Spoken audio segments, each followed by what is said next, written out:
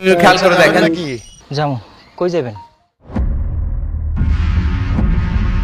আমাদের মসজিদের ইমাম সাহেব না, আপনি রিক্সা চালান?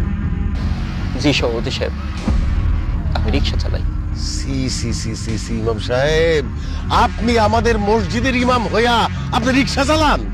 আপনার এত টাকার নেশা, এত টাকার লোভ, আপনি আমাদের মসজিদের ইমাম হইয়া যে রিক্সা চালাচ্ছেন, আপনি আমাদের মসজিদের, আমাদের এলাকার, আমাদের গ্রামের কোনো মান সম্মান রাখছেন? সেই জন্য আপনি মসজিদ না মুয়াজ্জিম রে বলতেছেন জামাতে নামাজ পড়াইতে, তা আজকে বাদ মাগরিব গ্রামের সবাইরে রাইকা আমি আপনার বিচার করব। আপনি দেখেন আপনারে আমি কি করি।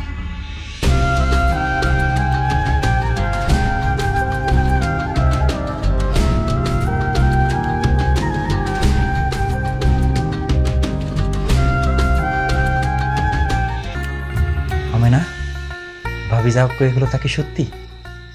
তোমার গর্বে আমার সন্তান, আমি বাবা হইতেছি, তুমি মা হইতেছ। শুকর আলহামদুলিল্লাহ, আল্লাহর কাছে লাখ লাখ শুকরিয়া। আল্লাহ আমার একটা সন্তান দান করছে। বিশ্বাস করো আমি না, আমার যে কি খুশি লাগতেছে আমি তোমারে বুঝাইতে পারবো না। তোমার মুখটা এরকম মনে হবে না? তুমি খুশি হবে না? না, আমি খুশি হই নাই। সন্তান হইতেছে আল্লাহ তাআলার শ্রেষ্ঠ নিয়ামত, সবচেয়ে বড় উপহার। তাছাড়া মা হওয়া একটা নারীর জন্য সবচেয়ে বড় গর্বের বিষয়। তারপর তুমি খুশি হইতেছ না কেন? আমি না, কারণ আমাকে অভাবের সংসার।